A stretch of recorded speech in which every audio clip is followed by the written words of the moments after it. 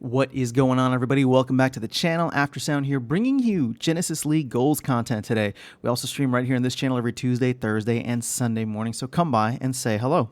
All right, I had to flex just a little bit. I had my first ever game of Genesis League goals, and I got a win over Lewis88. So GG's to Lewis.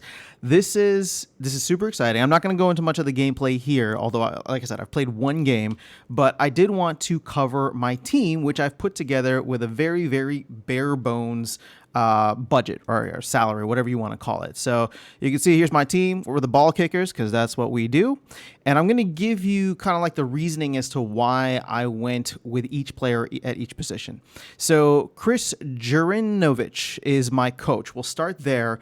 And if you guys remember, I did a video where I covered a lot of the coach abilities, and he was the one that made the most sense for someone like me who is going to be more of a casual player, right? I'm not trying to get all the way up to, you know, whatever level. I'm not going to spend however many hundreds or thousands of dollars to get like max deck. I'll work my way up slowly, use my rewards, all that fun stuff.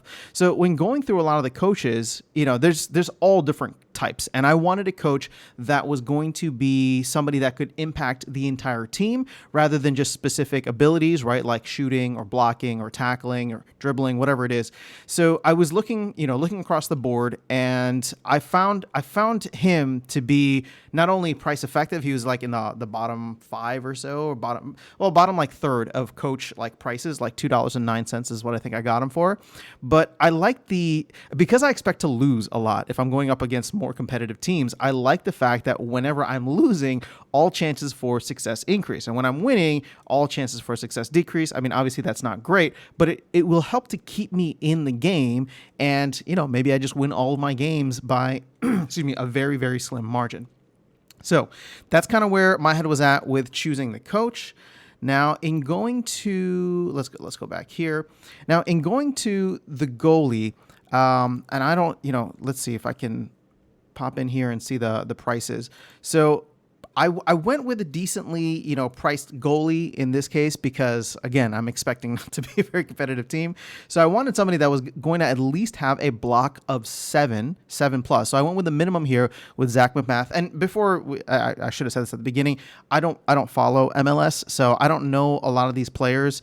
A lot of it is just me going in and checking the stats, which I think is what probably matters more right now until we can get more things like skills and all that to really vary it up. But I wanted somebody who had a block of 7 and, you know, a passing of 6 is decent. Obviously, he's not going to be shooting or dribbling, but to me, this was like the bare bones minimum. There are others available for a decent price, but you know, ultimately that's who I ended up going with. The next ones that I chose and maybe spent a little bit more than the other positions were my midfielders. I wanted solid midfielders, and you can see here, one of them is Yimi Chara, and the other one is, where is he? Oh, and Artur. Okay. And so I wanted to go for all around solid stats. And so you can see Yimi Chara here is 8 across the board on the offensive stats, and then, you know, at least 5 or plus on the defensive stats. And then when I went with Artur, I wanted somebody kind of the opposite, right? He could be okay on the offensive stats, but, you know, interception, block, and tackle, those are all 7 plus. So, you know, my midfield is kind of like a little offense, a little defense. And I know if I'm going to do something offensively, for example, then I'm going to go to Yimi for that, right? And then use Artur as kind of like the more defensive stop. Now, obviously you can't place them, so I can't like line one up on one side versus another based on like what my opponent is doing. But, you know, just having these players and understanding where they're at and what their capabilities are is important, at least for me to, you know, try to get through each game. And again, I've only played one game, but it is what it is.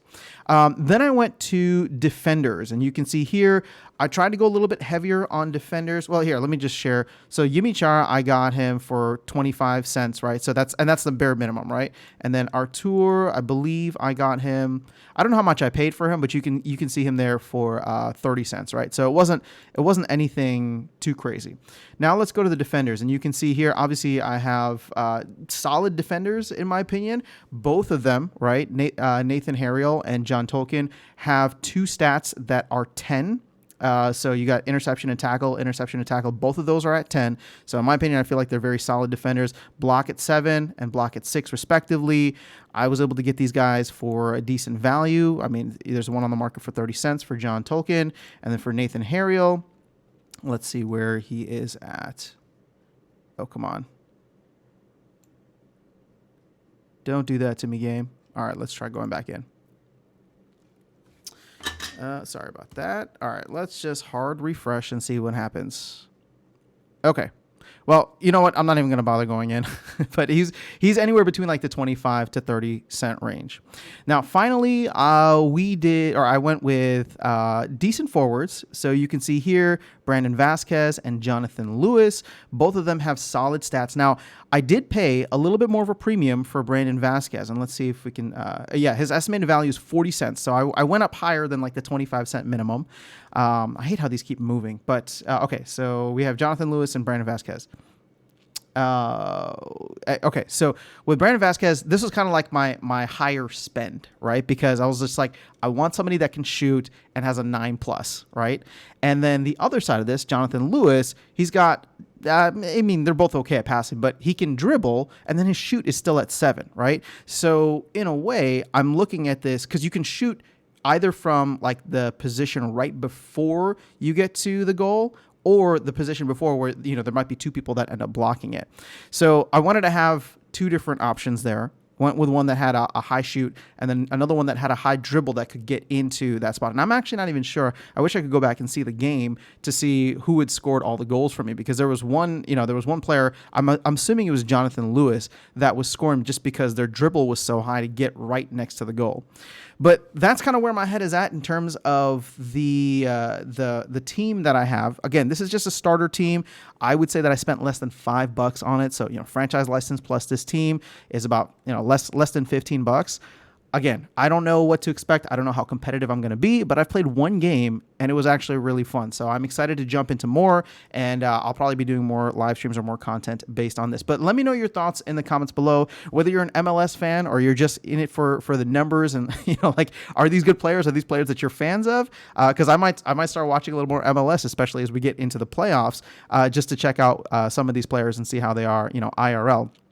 But curious to know your thoughts. Would love to get a grade from you guys, you know, A through F, based on how you think the team is for the budget and stats and all that. But that's all I have in this video for you guys. Let me know your thoughts in the comments below. I'll catch you all in the next one and see you around the game. Take care.